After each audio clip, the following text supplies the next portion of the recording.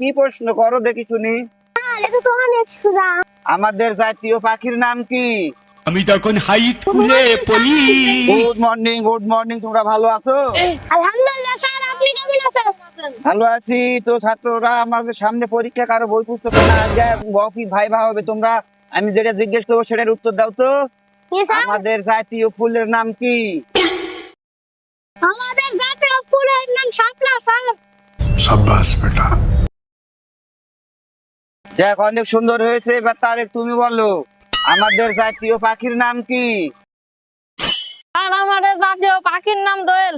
ধন্যবাদ, বসো।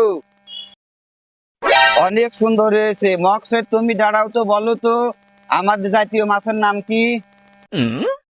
আর এটা তো অনেক সুন্দর। আমাদের জাতীয় মাছের নাম পাঙ্গাস।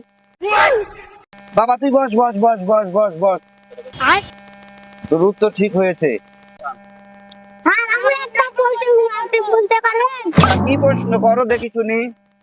হ্যাঁ, আমাদের সামনে নির্বাচন, এই নির্বাচন সুস্থ হবে না অসুস্থ হবে?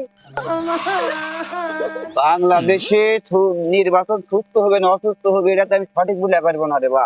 নির্বাচন সুস্থ হবে না অসুস্থ হবে, এটাই স্যারের পুরো বার্তা আমরা কি স্যারের কাছে করি? তো